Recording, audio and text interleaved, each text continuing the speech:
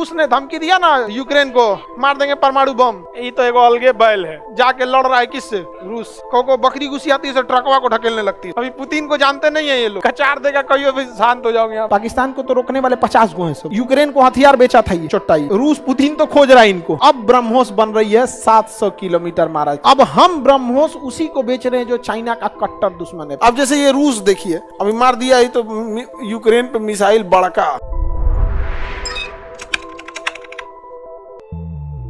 रूस ने धमकी दिया ना यूक्रेन को, मार देंगे परमाणु बम। ये तो एक अलगे बैल है, जाके लड़ रहा है किससे? रूस से। होता है कभी कभी, देखिएगा ना गांव में को बकरी घुसी आती है ट्रकवा को ढकेलने लगती है।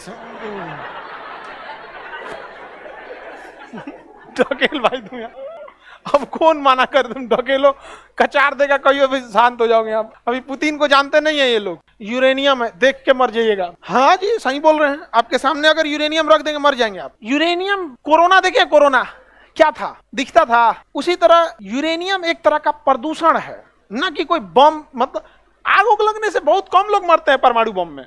हल्का वो तो वही होगा जिसके, जैसे पटने पे गिर गया हमारे कोचिंग पे परमाणु बम, तब हम लोग जाएंगे, लोग उधिया के हड्डी गुड्डी उधिया जाएगा, ये सब हो जाएगा। लेकिन यहाँ से 10 किलोमीटर बाद बस आवाज सुनाइएगा धम से, तो कुछ हुआ है रे, बम गिर गया का, परमाणु बम, रोशनी दिखाई देगा, मरेगा सब 3 दिन बाद। हाँ, परमाणु बम एक प्रदूषण है बाबू। आप उसे देख लेंगे ना पास से, तो उससे इतने छोटे छोटे छोटे छोटे प्रदूषण, रेडिएशन, धूल इतना छोटा निकलते रहता है जो आपको दिखेगा ही नहीं। आपका डीएनए का इंफॉर्मेशन चेंज कर देगा, बॉडी का। हार्ट भूल जाएगा कि उसको धड़कना है, फिर गाना गाइएगा, मेरे दिल ने धड़कना छोड़ दी। समझ में आ गया कि नहीं? ये सब बहुत खचरा है सब यहाँ पर, समझ। और उसका असर कितने दिन रहता है? 3000 साल। कितने साल?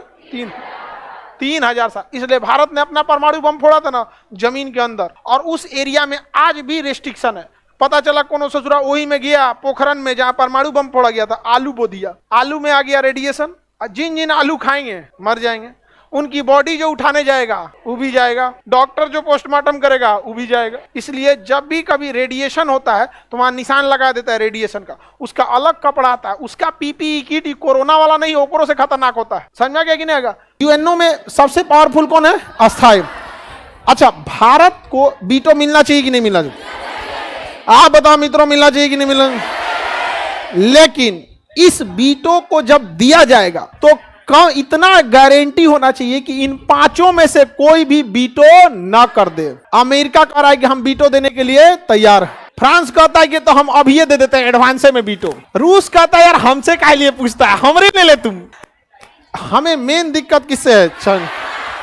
चाइना कहता है कि हम भारत को वीटो नहीं देंगे। तो वीटो अगर चाहिए तो पाकिस्तान को भी दो, तो भारत कहता है हाँ दे दो। क्योंकि देखिए, अगर चाइना इस बात पे रह रहा है कि पाकिस्तान को भी वीटो दिया जाए तभी दिया जाएगा, तो कहा जाएगा ठीक है तुम अपनी सहमति दो। पाकिस्तान को तो रोकने वाले 50 गो हैं सब। यूक्रेन को हथियार बेचा था ये चोट्टाई। रूस पुतिन तो खोज रहा है इनको।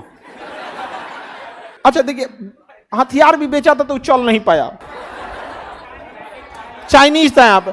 अच्छा, चाइना का हथियार अभी 2 दिन पहले युद्ध में प्रैक्टिस कर रहा था और उसका ना सॉफ्टवेयर घूम गया और वापस चल आया, उसका मिसाइल वापस चला आया।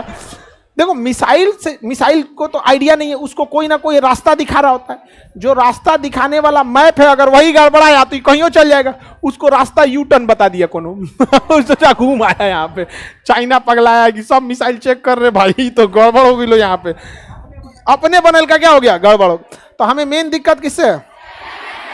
सबसे बड़ा दिक्कत चाइना। चाइना क्या कहता है? हम आपको वीटो नहीं देंगे। अच्छा, ये चोट्टा इतना खचरा है, चाइना कहता है कि भारत ने सीटीबीटी पे साइन नहीं किया है। सीटीबीटी का मतलब, और एनपीटी, न्यूक्लियर नॉन प्रोफिलरेशन ट्रीटी, हमने इन दोनों पे साइन नहीं किया।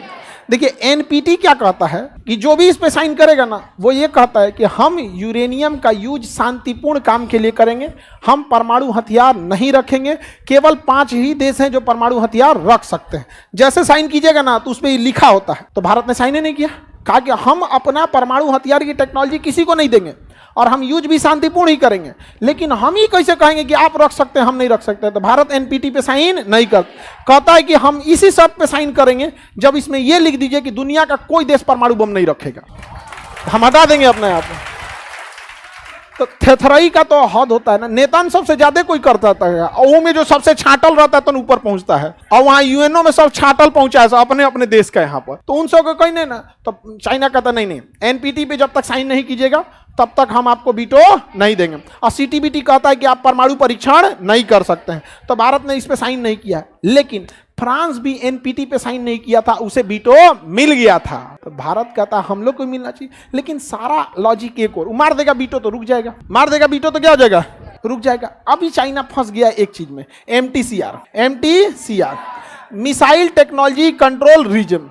यह कहता है कि अगर आपको 300 किलोमीटर से ज्यादा मारक क्षमता की मिसाइल बनानी है ना, तो आपको एमटीसीआर का सदस्य बनना जरूरी है। इसलिए भारत ने जितना ब्रह्मोस बनाया उसकी मारक क्षमता 290 किलोमीटर, 290, क्योंकि बिना सदस्य बने हम इतना ही बना के बेच सकते हैं। अगर हम चाहें तो, अगर कोई एमटीसीआर का सदस्य नहीं है और वो चाहता है कि मिसाइल बेचे जिसकी मारक क्षमता 500 किलोमीटर है, बेच पाएगा? उसके लिए उसे क्या बनना पड़ेगा? भारत 2 साल पहले एमटीसीआर का सदस्य बन गया, अतः अब ब्रह्मोस बन रही है 700 किलोमीटर मारक क्षमता का, और यह ब्रह्मोस हम एमटीसीआर के सदस्य होने के नाते बेच भी सकते हैं। अब चाइना एमटीसीआर का सदस्य नहीं है, अब हम ब्रह्मोस उसी को बेच रहे हैं जो चाइना का कट्टर दुश्मन है। Philippine, Japan, Taiwan, Thailand, Malaysia, इसी सब को बेचेंगे लोग। चाइना पागल हो गया, समझ में आ गया कि क्या पागल हो गया यार, क्या करें हम यहाँ पे। चाइना का हम भी पाकिस्तान को बेचेंगे, तो कहा बेचो, 300 से ज्यादा मारक क्षमता का बेचिए नहीं पाएगा तुम्हें। और हमारे यहाँ S-400 है, तुम्हारी क्षमता 300 आइए सकता है, और हम ससुरा 400 तक घूस के मार देंगे यहाँ पे। तो हमारे यहाँ कौन है? S-400। परेशान हो गया यहाँ पे। हमारा S-400 ऐसा जहाज है जो 400 किलोमीटर दूर दुश्मन के किसी जहाज को मार के गिरा सकता है। अब हम लोग S-400 किससे खरीदे? रूस हमें दे भी दिया, चाइना भी गया, हमको भी S-400 चाहिए, तो कहा पैसा लाओ। रूस ने पैसा ले लिया, अथमा दिया S-300। तो कहा कि पैसा तो लिया है 400 का, तो कहा कि रडार दिए हैं तुमको 400 वाला, तुम देख सकते हो 400 किलोमीटर, मार सकते हो 300 किलोमीटर। अभी बताओ, हमारा एयर डिफेंस 400 मार सकता है और उसका 300 मार सकता है, तो तुम्हारा हथियार कितना एडवांस रहे, कोने काम का है? तुम्हें 100 किलोमीटर दूर से रह के कहेंगे देख तोरा ऊ जहाजिया को मारने जा रहे हैं हम, देख धाए दे चल जाएगा। अब फंस गया है कौन? उसे चाहिए एमटीसीआर का सदस्य, ताकि बड़े हथियारों को खरीद सके और बेच सके। अब इसमें भारत को है वीटो, इसमें भारत को क्या है? वीटो। तो एक हाथ से एमटीसीआर में आओ तो दूसरे हाथ से यूएनओ में जाओ। नहीं समझ में आया? बेहतरीन ढंग से होगा। चाइना पे भरोसा कीजिए, ना चाइनीज सामान पे भरोसा कीजिए, इस ससुरा का कोई भरोसा नहीं। तो अतः जिस दिन चाइना एमटीसीआर का सदस्य बने उस दिन हम लोग क्या हो जाएंगे? यूएनओ के वीटो पावर। अब जैसे ये रूस देखिए, अभी मार दिया ही तो यूक्रेन पे मिसाइल बड़का। अब ये रूस है, पूरा ठंड से जम जाता है, पूरा का पूरा ठंड से जम जाता है। यहाँ समुद्र में बर्फ बन जाता है, समुद्र के ऊपर लोग टहलते हैं, खेलते हैं, क्यों? जम गया है। अब बताइए भैया, ये व्यापार कैसे करेगा? क्योंकि बड़े व्यापार तो समुद्र से होते हैं, व्यापार करेगा कैसे? एक तो इसका व्लादिवोस्टोक बंदरगाह खुला रहता है। अब ये बताइए, अगर इसको ज्यादातर इसके लोग रूस के इधर रहते हैं, मेन पॉपुलेशन रूस की कहाँ रहती है? पश्चिमी साइड में, तो व्यापार भी इधर ही होगा। और रूस का कल्चर यूरोप के कल्चर से मैच करता है, खान पान सब चीज, एशिया से उसका मैच नहीं करता है। तो इस जगह के व्यापार को तो यहां से कर देगा, लेकिन बाकी सब तो जमा हुआ है, ऊपर का व्यापार कैसे करेगा? तो यहाँ एक बंदरगाह है, मुर्मुस्क बंदरगाह। क्या नाम है? मुर्मुस्क बंदरगाह पे बर्फ नहीं जमता है, बाकी सारे बंदरगाहों पे क्या जम जाता है? बर्फ। ऐसा काहे? जबकि मुर्मुस्क बंदरगाह पे तो एकदम देखिए ना, नॉर्वे के पास सटा हुआ है, नॉर्वे जम जाता है, ये नहीं जमता है। यहां से एक गर्म जलधारा जाती है जिसका नाम है नॉर्वे की धारा। कौन सी धारा? नॉर्वे की। ये जलधारा इतनी गर्म होती है कि पानी को जमने नहीं देती है।